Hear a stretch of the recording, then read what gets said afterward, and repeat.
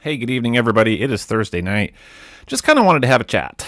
So if you have any questions throughout this, I'll be watching the comments. Drop them, and we'll talk about this weather setup for this coming Sunday. Big change. So here's what I want to say at the beginning. We do have a potentially impactful storm setting up for Sunday. So I'm going to do this just like I do with severe weather. I'm going to tell you what all the possibilities are. I'm going to show you what data is suggesting, but it is kind of like a severe weather setup. We have the potential for an impactful storm. We have the ingredients for several things, several negative weather impacts. But I don't know if they will sync all together. If they will all come together, we'll just get some of these elements. I think we will get some of them, but will we get all of them and have the potential worst case scenario? I don't know. It's a little bit early for that. So I know people get grouchy when forecasters can't tell you exactly the time frame for what's going to happen and when.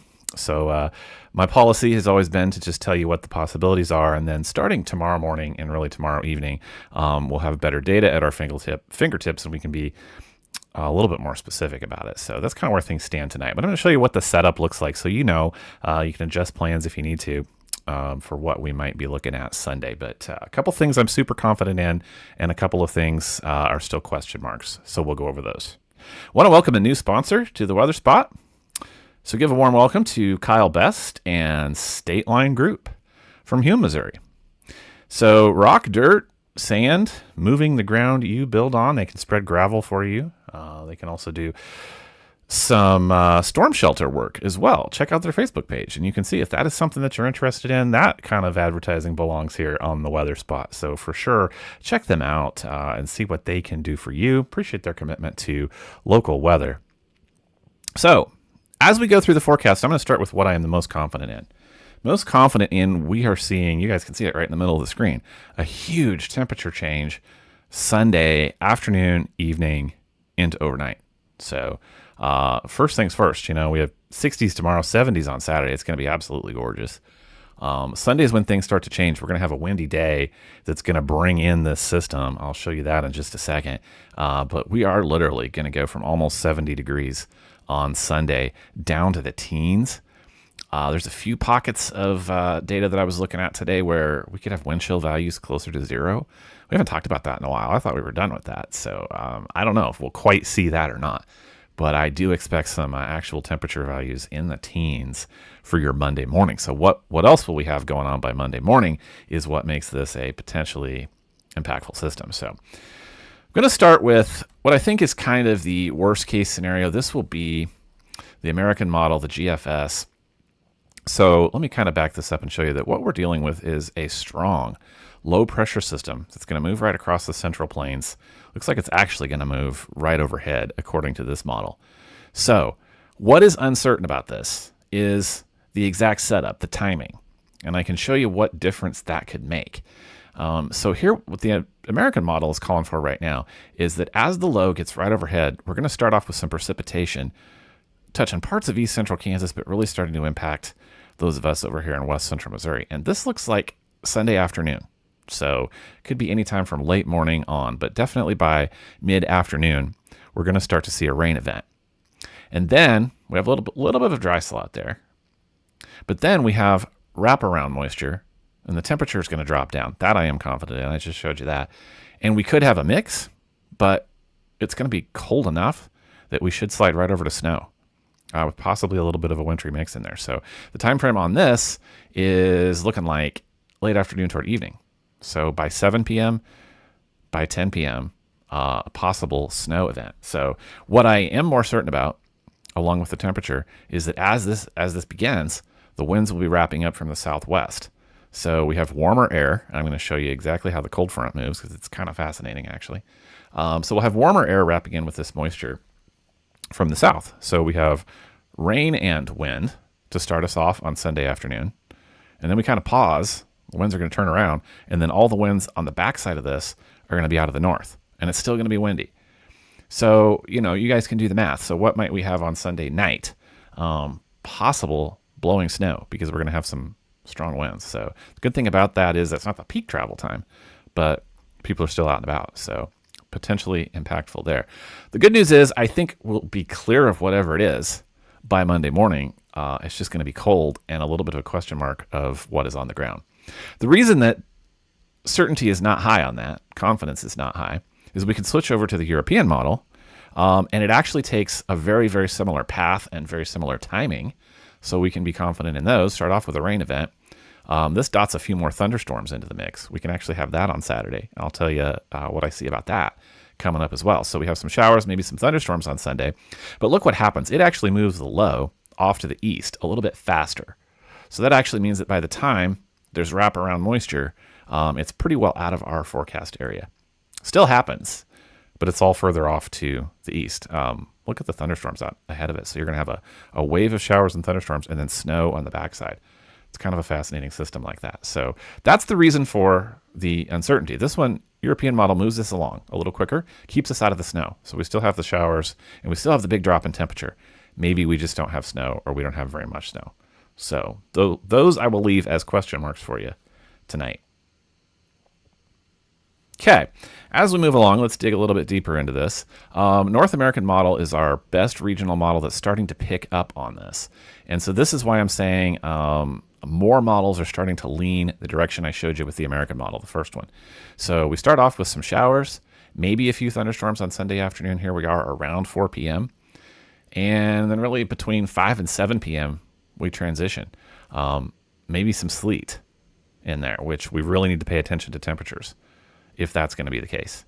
And then here we are by 7 p.m. The entire area is some light to moderate snow, actually.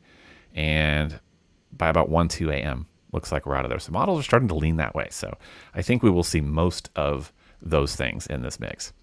So what about those thunderstorms on Saturday afternoon? There are pockets of instability. So when we get over 1,000 joules of CAPE, we start to talk about significant thunderstorms, strong to possibly severe. So I'm seeing like some 500 to 800 right now, joules. And so I think we could have some rumbles. I think we could have a few strong storms, maybe a couple of special weather statements if you've been paying attention to during our severe weather seasons, and maybe a severe thunderstorm. Jury's a little bit still out on that one, but it's not a huge wave and it doesn't last. So, I think whatever it is will be obviously moving on. You guys have seen the strength of that low pressure moving through. So, but it is possible that we could have some thunderstorms in the mix. I don't think they're anything huge to talk about right now, but I will keep an eye on that. And like I say, it's brief. Here's the cold front though. So we actually start off Sunday morning in the 60s. Like I was showing you, Sunday afternoon, let me kind of move up to that. Here's where things start to move through. It's going to be mid 60s in west central Missouri. Over in Kansas, you guys are going to start to feel it first. In east central Kansas, you're going to drop down quickly. But look what happens as this moves through. We go from those 60s. Well, by 10 p.m., we're down to 28. These are actual temperatures, not wind chill. So down to 28 by 10 p.m. as that front just blasts through and the winds change direction. That's what these little feather-looking things are showing you. So winds are out of the south. We have 60 degrees. Boom. Cold front comes in. Winds kind of stall out. Cold front knocks through later Sunday evening. Winds are stronger out of the north-northwest. So it'll be a cold, cold wind by midnight on Monday morning for sure.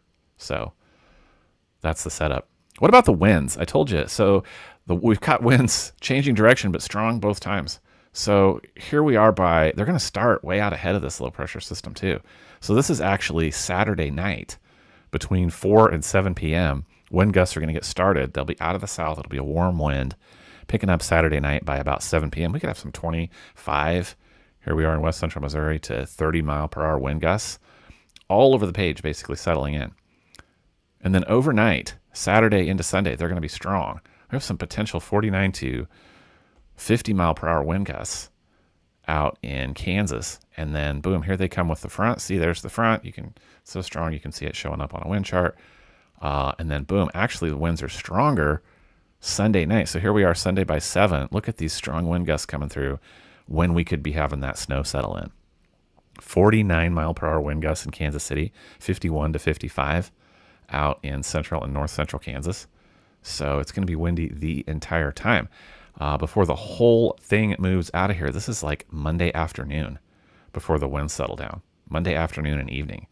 we're back down to maybe some 20-mile-per-hour gusts. So the whole thing is windy. We will wait and see what kind of precipitation moves in alongside.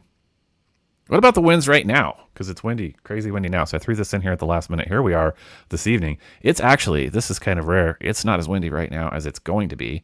Here we are around 6:30 p.m. Winds are actually going to pick up a little bit stronger tonight as we go over into the overnight. So they're going to start fading out around 4 a.m. You guys can see here. It's going to be breezy in the morning, but they're actually, there we go, backwards and forwards, actually going to get stronger for the next couple of hours, remain fairly gusty overnight until about 5 to 7 a.m. tomorrow. So that is what we have. Let me go ahead and put the temperatures back up for you because, like I say, that's a lot more certain. So a couple of good days to look forward to. And I guess the good news is it doesn't last too long. Look at those 2 mornings, Monday and Tuesday, for temps in the teens. And look where we are by Thursday next week, 78, back up to 81 for Friday. So it's crazy. This is a strong low pressure system. So obviously I'm going to be keeping an eye on this, you guys. We'll have much better data to be looking at tomorrow morning and especially tomorrow evening. I think those will be our times to really pay attention. So that is the setup, you guys. That's what I'm paying attention to. Shoot me your messages, your questions, and I will work them into a live stream. Have a great evening. See you later.